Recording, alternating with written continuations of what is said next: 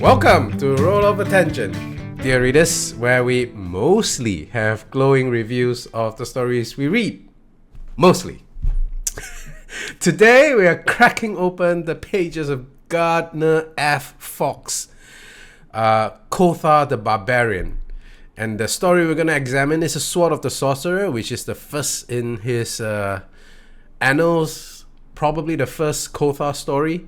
It is a tale dripping with magic, muscle, and mayhem. Published in 1969, this pulp fantasy adventure follows Kothar the Cumberian, who is a hulking northern warrior for hire, wielding his cursed sword, Frostfire, against wicked wizards, deceitful damsels, and menacing monsters. Now, if that sounds familiar, it should. And if it doesn't sound familiar, maybe you're not nerdy enough for this podcast. Kothar is cut from the same bloodstained cloth as Robert E. Howard's Conan the Barbarian. Fox borrows heavily from Howard's template. The wandering mercenary lifestyle, his frequent entanglements with sorcerous evil, they are all reminiscent of Conan's Hyborian adventures. The setting too carries echoes of Howard's grim and gritty world, forgotten kingdoms, dark magic, and a sense of cosmic indifference. But while Kothar shares Conan's DNA, it's got its own identity. Fox leans more heavily into the magical, with cursed swords and demonic entities playing larger roles. The prose, slightly less poetic than Howard's, but it does maintain a pulpy charm, delivering fast-paced, action-packed scenes with classic sword and sorcery flair. So grab your sword, grab your shields, sharpen your sword, and join us as we explore our very first Kothar story and how it both honors and imitates the legacy of Conan while hacking out its own slice of pulp fantasy history. Now, I am so curious as to Nikki's take on Kothar. Let's begin with the best, shall we? Nikki, tell us, how do you feel about Kothar? Well, thank you. Thank you very much. Yeah, thank you very much for inviting me once again to this podcast to talk about the story. I'm gonna begin with the things that you mentioned, how there are some similarities with Conan the Barbarian, and they are there, but they are that of very much a surface level situation. You've got a character who is from the north, who is a barbarian, who is a mercenary, who has all these tropes within him, how he likes the company of women, how he is a great and powerful warrior, and so on and so forth. So on paper, it is Conan. But if we are being totally and completely honest, this is nothing short of an absolute and utter copy of what Conan is, without having any of the charm or finesse that Robert E. Howard has in his writings. Firstly, let's look at the language here. The story opens up in abrupt paragraphs, and I thought like, oh, okay, this is like stylized because there was battle, and he's a bit, dozy after it, and he's not really, he doesn't really know what's going on. But then I realized, no, the entire story is written like this. It feels like it's an unfinished draft for a D&D session of somebody who never ran it. There's a bunch of crazy, strange turns of events that don't seem to be connected to one another. People just out of nowhere know the guy's name. There's some misinterpretation of time. At some point, it is said that the treasure has not been seen for 500,000 years. On the other side, it is said that the sorcerer was laid there like 50,000 years ago. So that's not both of those are not possible at the same time.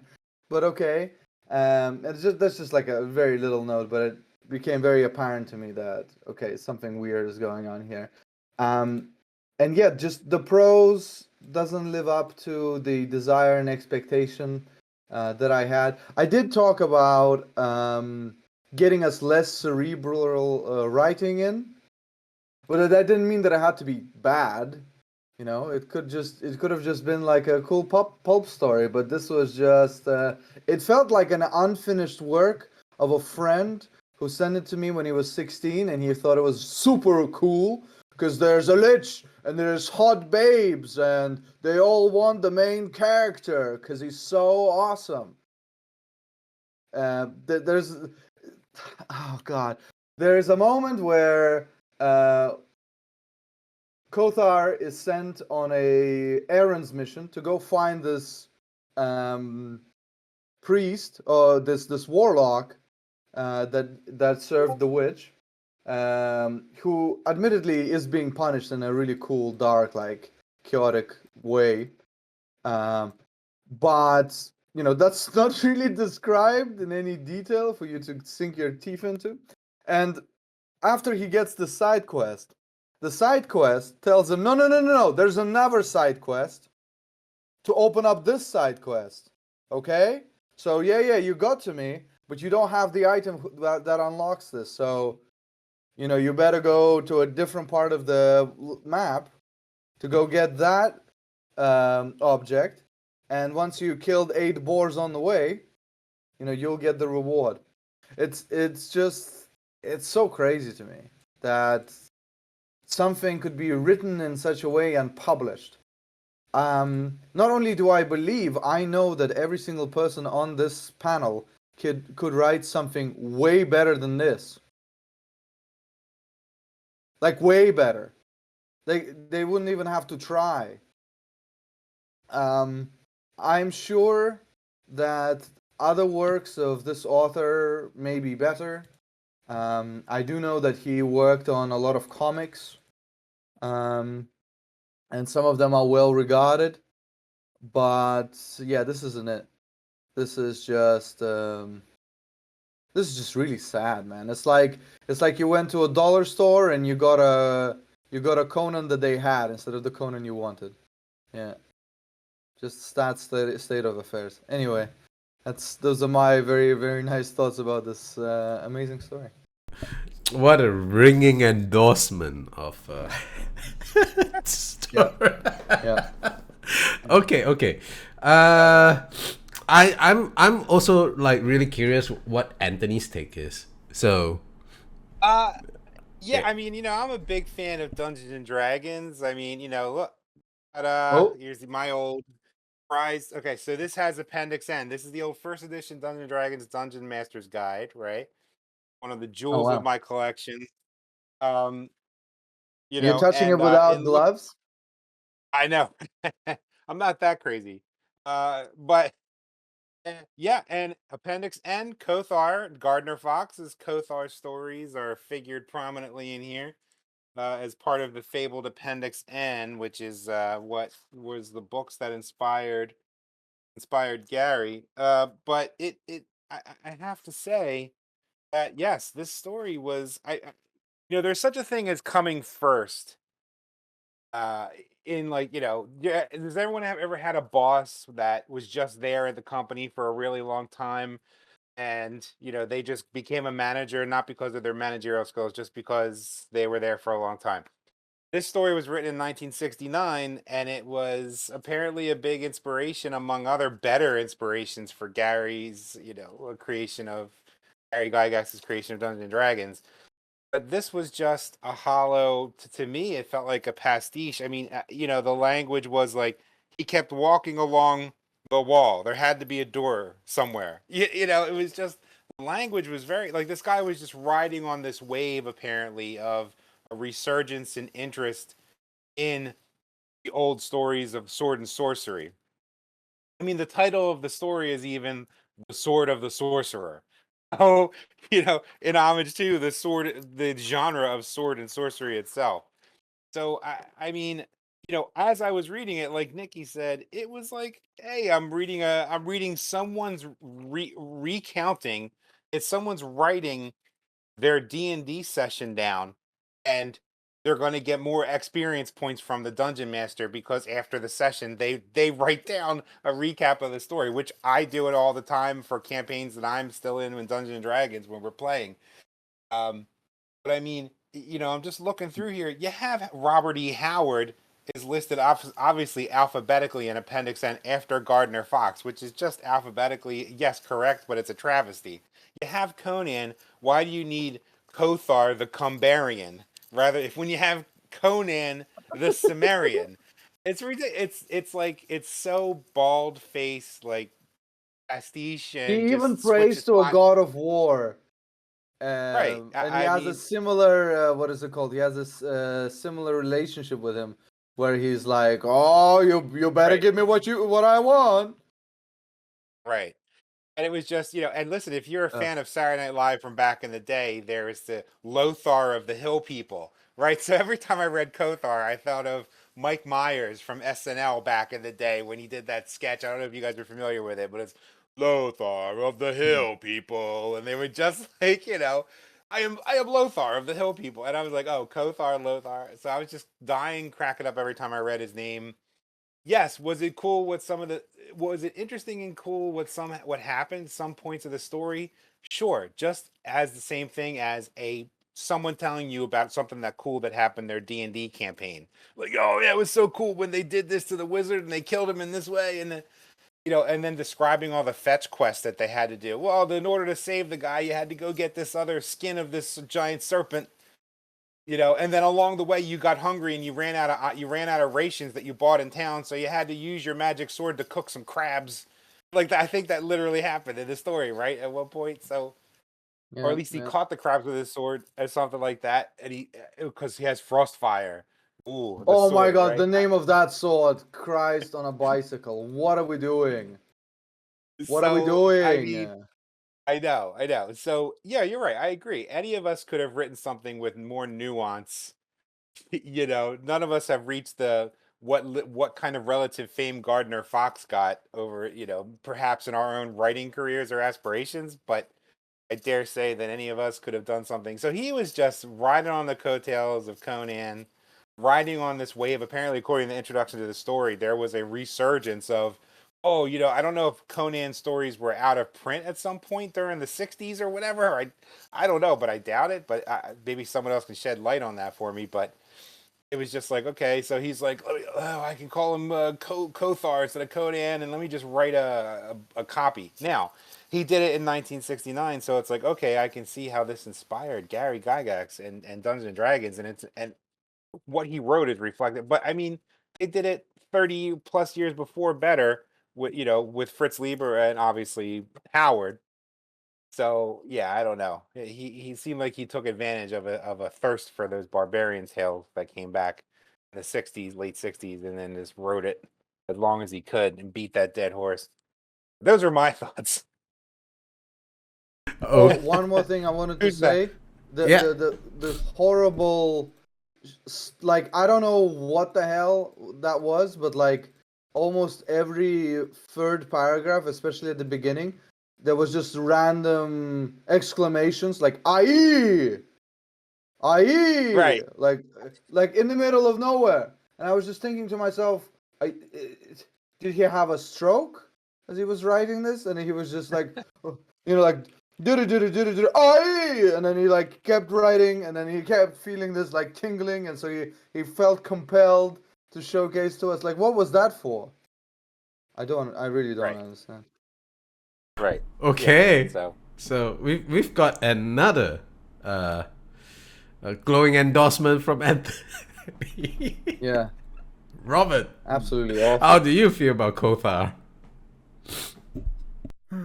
Yes, well, I've got a more sort of structural criticism to make of the story, which is that unlike in the Conan stories, which are a mixture of human and supernatural situations.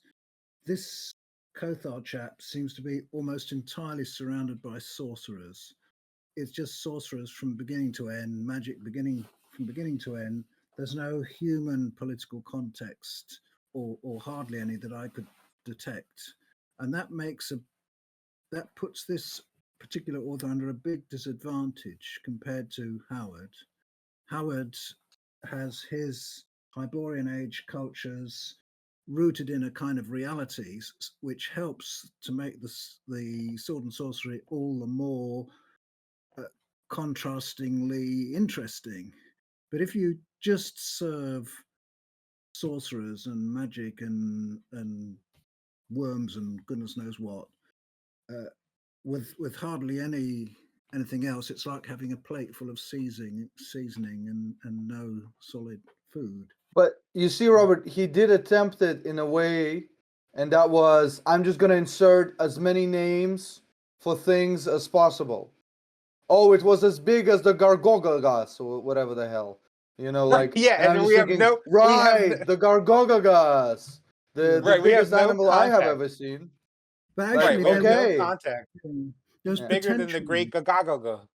There's potential for something better because the introduction to the stories I found very good and very interesting. I wasn't sure whether the actual story was going to be set on Earth or not because there was all this galactic stuff. And I still don't know actually whether it was set on Earth or not, which is, it could be interesting. And I regret that being a retired person, I'm so continuously busy that I hadn't had time to read the other stories on the file. Perhaps we should devote another 10 podcasts or so to this Kothar character just to make sure. Right after we do all of the Dragonlance books, yeah? Right, and then there's Right also after all the that gore. point is when I'm. Then gore. We could read all About the gore novels. Mm. That's a whole other. Well, That's a whole forget- other chapter. I think if we did the gore novels, it will change the nature of this podcast. Yeah, right. Mm. But anyway, go ahead, Robert. Sorry. Yeah. Don't Well, let us stop you. apart from that, that's my main criticism. There's a lack of human context for this supernatural stuff, but that might not apply to the later stories. I just don't know. As for the language, I agree with Nikki. I don't think that Howard would ever make mistakes like saying something was reverted back.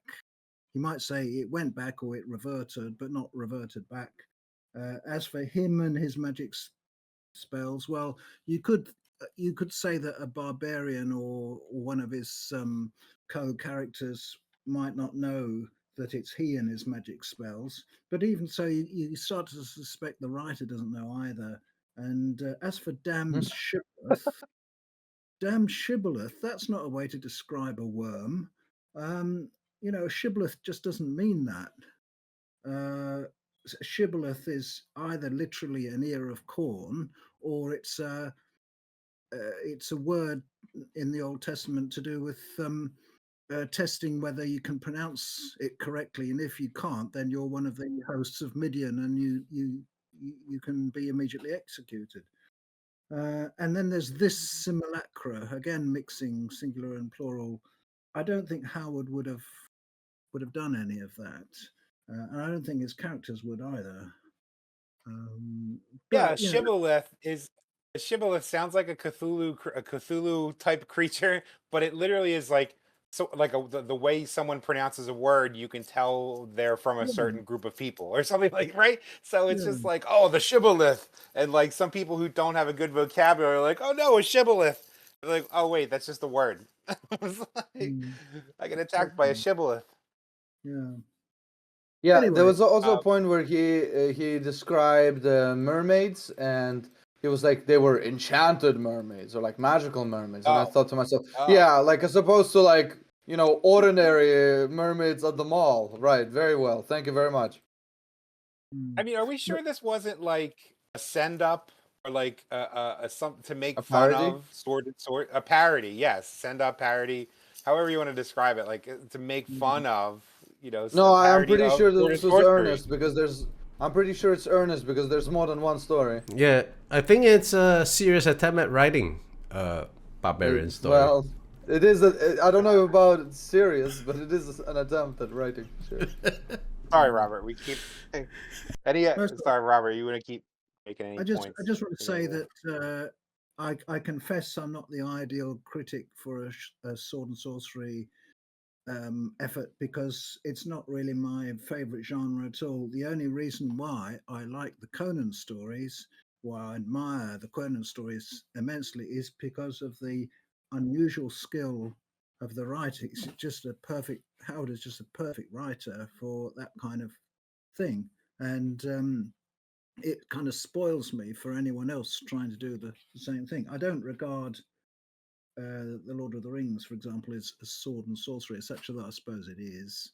Then again, that's an exceptional effort. No, I disagree. Lord of the Rings is not sword and sorcery. It's a travelogue. It's heroic fantasy. No, it's a travelogue. It is. It's picaresque. Yeah, it's an introduction to the Shire. Right? I think that's what it is.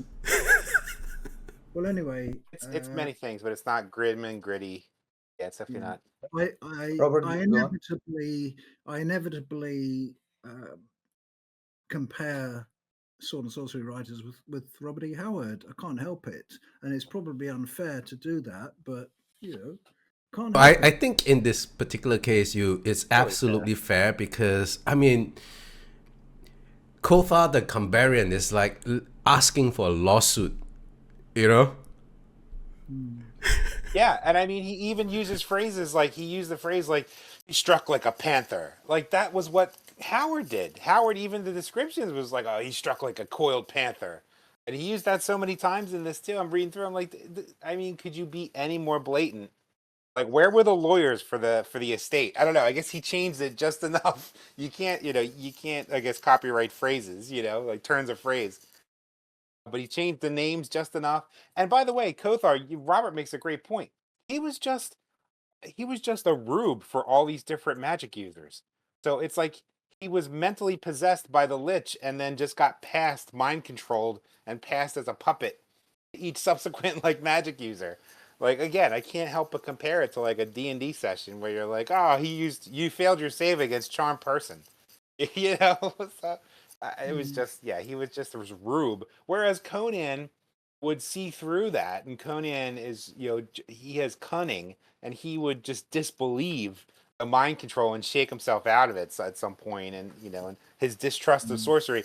This story was given a lip service. Oh, he distrusted magic, but you saw it in action in Conan stories. Here, this guy just tells it instead of showing it. So it was a lot of telling and not showing. Versus what Conan and Robert E. Howard did. I have to say something. I completely agree with you on the point, Robert, that Howard's work.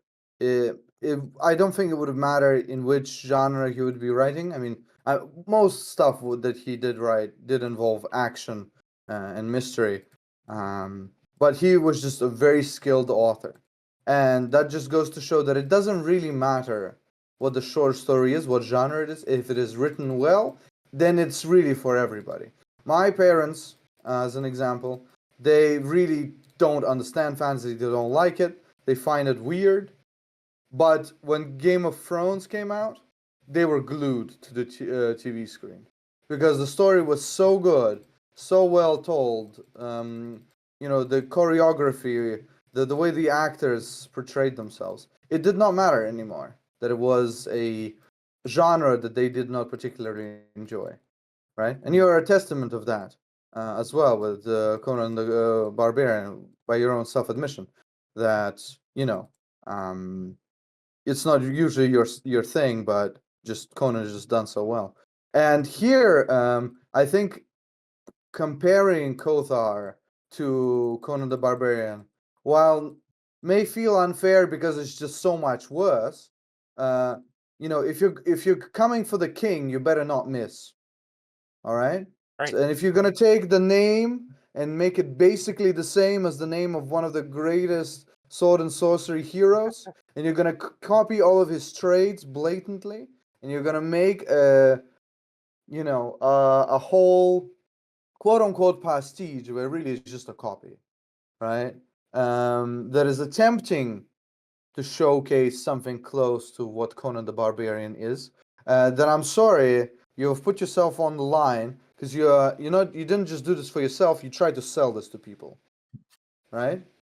If I did this and I put it on my little website and people wrote in the comments that it was terrible, that's also my fault. I put it on the website, okay? People can see it now.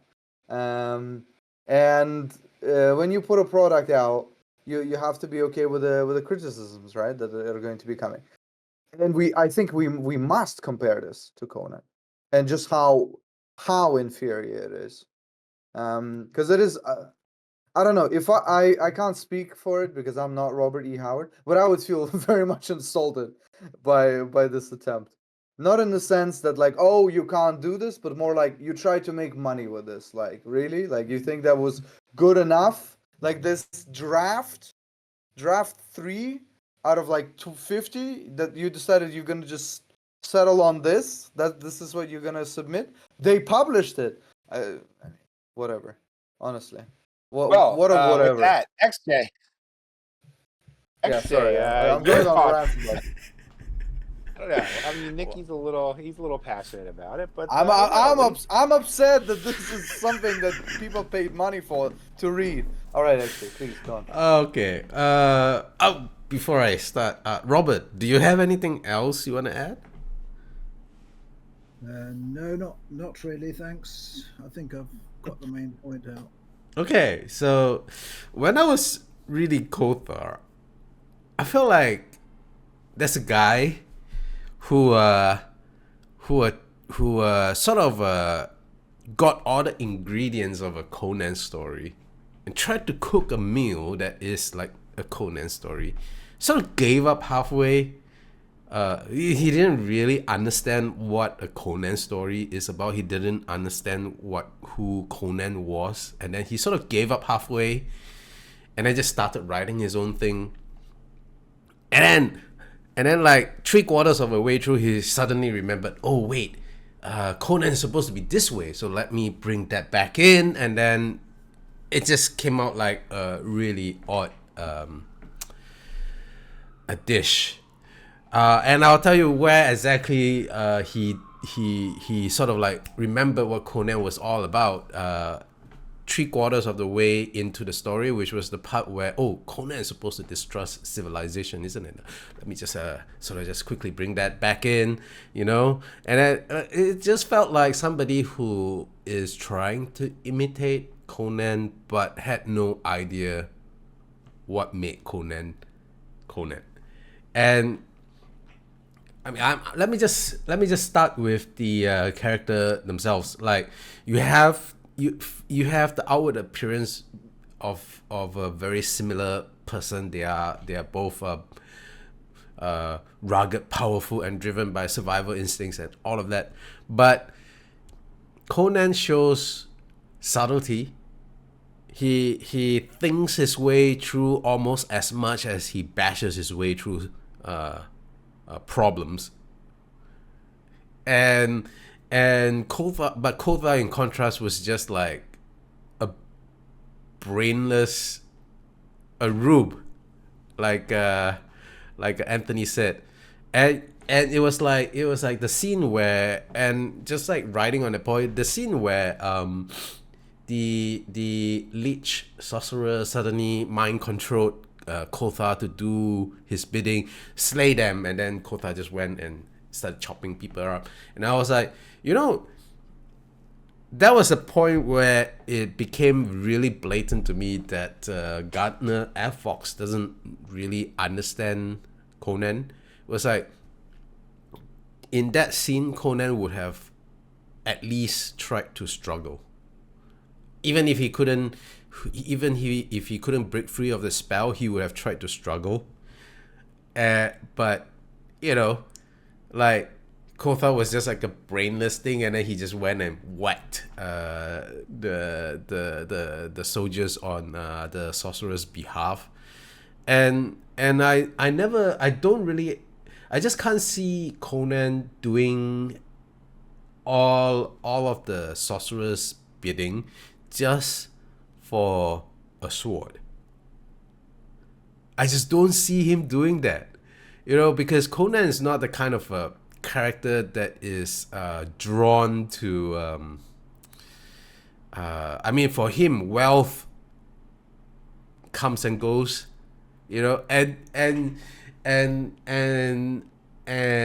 Gardner F. Fox tried to incorporate that, but he had to use the curse of Frostfire to sort of make Kothar the same way, which is that in order to hold the sword, you have to give up all your wealth or something like that. It's some really weird stuff, and Yeah, Conan wouldn't even use a magic sword. Conan Exactly. wouldn't use a magic sword. yeah, Yeah, like he eschews magic. He thinks it's a corrupting force. Yeah. So and which it is in this story, but Kothar just falls for it. yeah, and also to your point, Robert, the magic. So first of all, Kothar the Cumberian is a much more high magic setting. It's not the same as Conan. Conan's a lot more low magic, but the construction, the world building of Hyborian was so much more rooted, and it's filled with believable details, with like when you read a Conan story, when anyone reads a Conan story, you get a sense that the countries are where they are, and that there's a geographical context that binds the whole world together, and there's distinct culture in this particular place, and they have influence over some other place, and then it sort of like it sort of has like a sort of a gradient from that of different cultures that sort of like changes from one geographical location to the other, whereas Kothar just feels like this thing is there and that thing is there, and they don't have any. It's like the countries don't exist on the map. What was the like the name of the country that Kothar was fighting for was Comerland, some weird thing that sounds very similar to Cumberia, and then Kothar had to travel to some place to slay a serpent, and like I have no idea where he traveled. It was like the passage that was talking about his travels to the place to kill the serpent was literally he rode for hours. It's basically just that, and finally, like, okay, so yes, I agree with the pros. I'm not so hung up on the pros, to be quite honest. I think like it does have a certain sense of pacing that tells me Gardner F. Fox actually at least have something going for him. But I think I feel like the way he writes women is so different from Conan. Like Valeria, this is compare Valeria with Red Laurie. Like Red Laurie just comes off as a harridan. She was just a screeching harpy. Valeria is so different. Like she was a pirate. She was almost as equally skilled at fighting as Conan, and she is her own independent person with personality, I should say, not person. She has her own independent personality, and she's not a one-dimensional cardboard character. But you see Red Laurie and the Queen Alpha, they're like flat. They're just there to be pin-ups for Kothar to admire. And there are certain. Go ahead. Yeah. I was gonna say that I'm not even certain that Garden Fox met his own mother. Like, by the way, he writes women. Like, there's just nothing like real people. I'm sure that it improves over time, but in this story, it's quite frankly laughable. It's one of those instances where me as a person, I feel sorry for any female fan of sword and sorcery who has to pick this up and look at this and just be like confronted by just this malarkey. I mean, it's just so incredibly obtuse. It's so strange because like so Howard wrote in the 1930s, am I right? Yeah. So this was like 30 years after the fact, and Howard's passed on by then, way before this. And I felt like how is it that a series of stories written in the 90s have so much more nuance when it comes to writing women than in the 1960s, almost 1970 really. It was as if like in the intervening years something got flattened, and I was like, man, this is like such a, actually it might not be a case that there was some reversion, actually, now that I think about it, because Kothar himself is pretty one-dimensional. So maybe it was just a Gardner F. Fox thing. Yeah. And yeah, I think like halfway through the story, Gardner F. Fox basically just gave up writing Conan, and then just started writing his own thing, but still kind of like tried to borrow from Conan just because, you know, Kothar the Cumberian sounds very similar to Conan the Cimmerian, and who knows, that might push more sales. Yeah, those are my thoughts. Also, what an unfortunate name for a country, Cumberia. Anyway, actually, I think Cumberia is a real place. Well, it's Cumbria. You mean Cumbria. There's Cumbria and there's Cambodia. Yeah, not Cumberia. Another thing I want to say is, unfortunately, I think that the modern barbarian borrowed more from Kothar than it did Conan. Oh yeah, for sure. When I was reading the story, right, I was really like, this feels a lot like that Arnold Schwarzenegger movie. The Arnold Schwarzenegger Conan movie even has very similar beats, you know. It's true, but the people who were working on it were talented. Right, that's the difference. I was like, I don't know. I'm taking pot shots at this Fox guy, and I do apologize to him and his fans. But really, like, if you put something out like this, you'll have no mercy from me. When I, a person who has not made a single dime off of my writing, can do something better, and will probably never have like a, I don't know, like a legacy of a character. Like, this is just embarrassing, really. Kothar, man. I'm gonna have to say, I think Kothar actually has a bigger influence on later writers than Conan, really, because there are certain story beats that I read that are like, Frostfire is like one step away from Mournblade. It's like one step before Mournblade, you know. And Elric of Maniboni was written like 20 years after Gardner F. Fox. I know. I think it was written in the 60s, right? I think it was. I was going to say, if you want a better contemporary of someone writing in the 60s, wasn't Moorcock was writing a lot, right, in the 60s and onward? I thought. I might have mixed up the timeline there, but yeah, I mean, like, Frostfire actually just sounds a little bit like Mournblade, and then now that I think about it, it's like, did Blizzard just take like the two things and merge them together, like Frostmon. Yeah, I mean Michael Moorcock's story that we read for his character, that was a campy, fun, one and done sword and sorcery story, and in comparison to this, it feels like Shakespeare. Okay, so I just looked it up. So Elric of Melniboné was published in 1972. So a couple years later.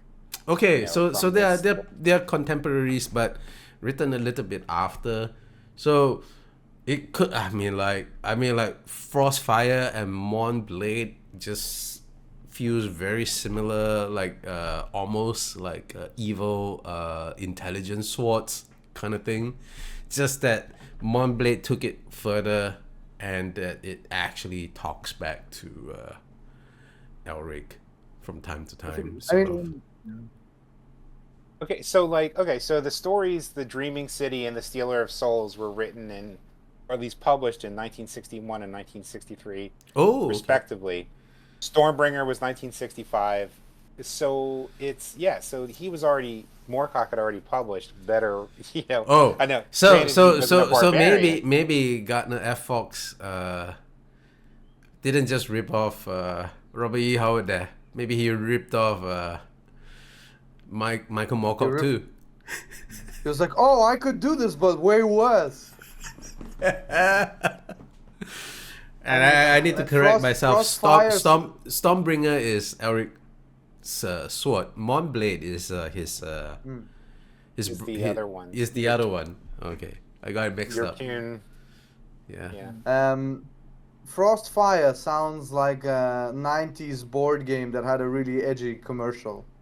You know, like with some rock guitar, like Frostfire. Okay. Get wow. your friends together. You know, like what is this? Damn, man, you jamming today, Dicky. I mean, I'm just so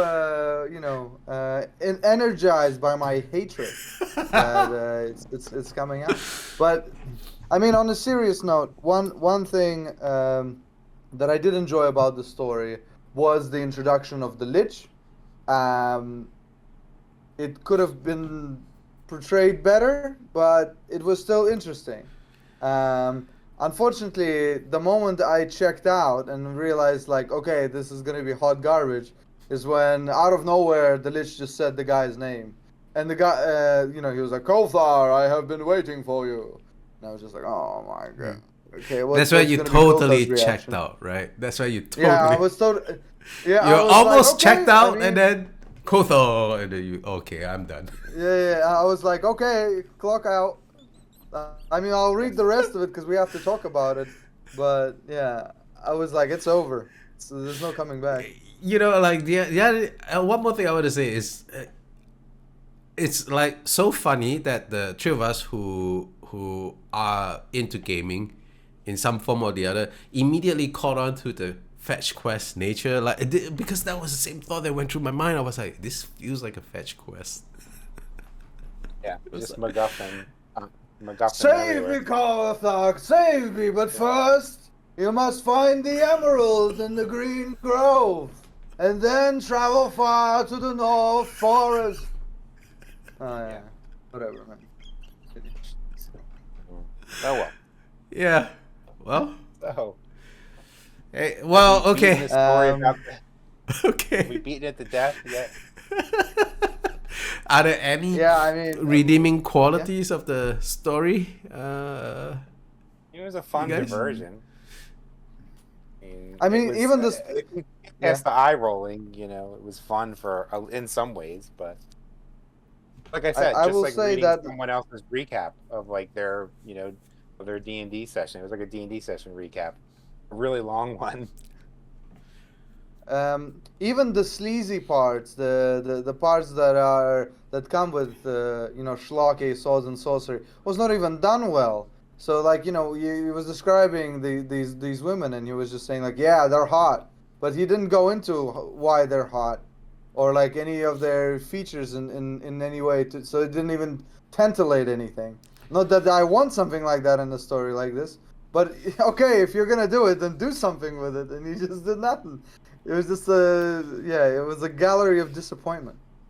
Gallery of disappointment. Okay, that's a nice turn of phrase there. I'm gonna borrow that. Thank you, thank you. Okay. Yeah. Yeah. Yeah, I felt like I was walking, through a bunch of art pieces that were all terrible. No, please go on.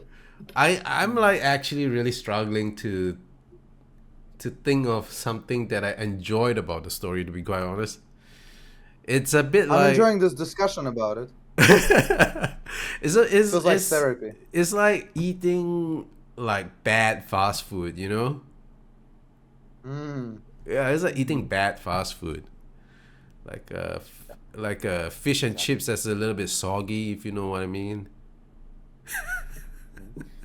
Yeah. Like, at some point he says like, my thanks, Highness, and I was just like, oh, what are you? Who talks like this? Like, if you're gonna do like old timey wimey, then do it properly. My thanks, Highness. What do you mean? Yeah. People don't talk like that. Yeah. I think yet one more criticism one can make about the story is compared to the Conan stories. In the Conan stories, the author, in general, sets himself one great challenge, one great structural challenge, which is that Conan is basically just a fighter relying on his muscle and his native cunning, and he's surrounded by he's in a world where there are supernatural perils. Every story he meets a supernatural peril, and there's no way that he, unaided, can overcome it. Therefore, there have to be other factors in the story which sometimes work to his advantage. In the Tower of the Elephant, for example, his life is saved by the fact that another impatient looter of the tower got in first and got done by the spider before Conan could. In A Witch Shall Be Born, he's left outside the city to be in his hanging crucified, and some traders come along and take him down because they think they can use him. In Year of the Dragon, the conspirators against him fall out among themselves, giving him his chance, and so on. Something has to happen in the wider context.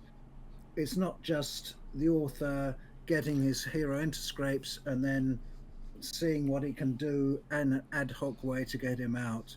Whereas in Kothar, you get the feeling that it's just being made up as the author goes along, and there's no actual challenge which he has to meet to make it make any kind of sense.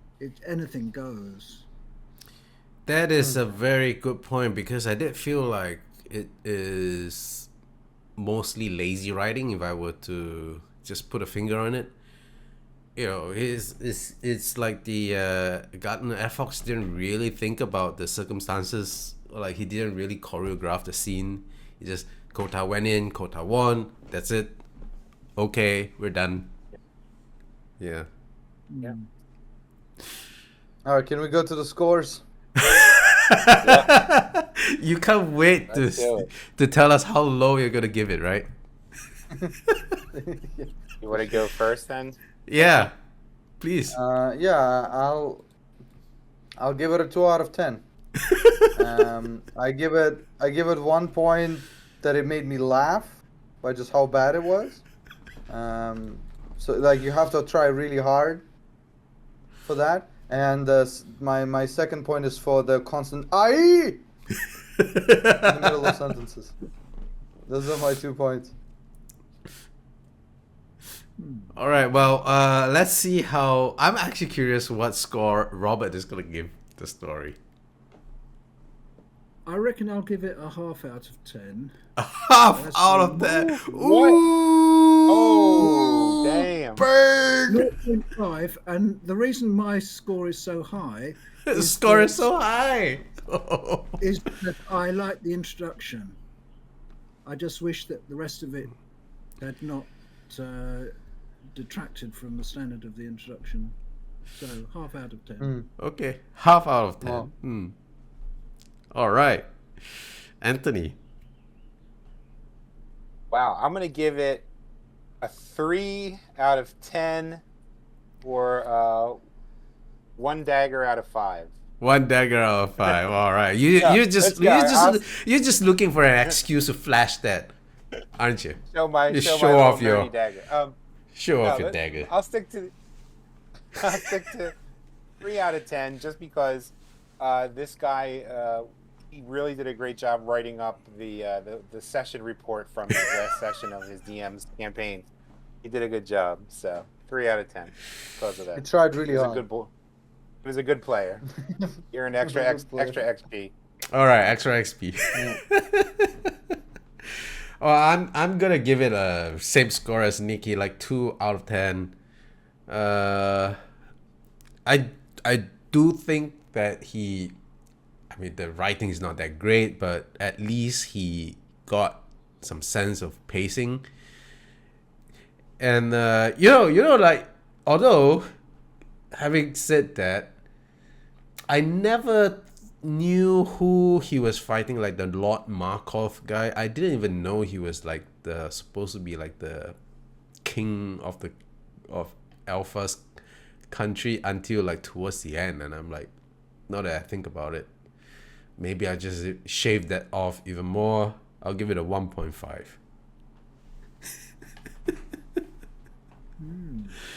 All right, so I guess that wraps up Kothar the Cumberian episode, guys.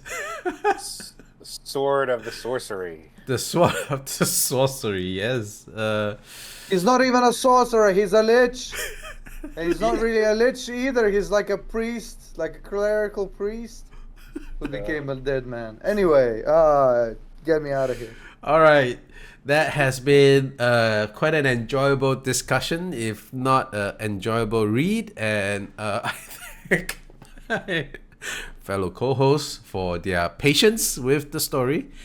And dear listeners, if this episode has entertained you in any way, please support the channel by liking and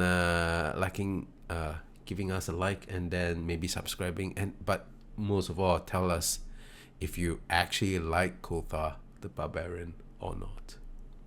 And with that, have a good one. Peace out. Take care, everyone. Bye-bye.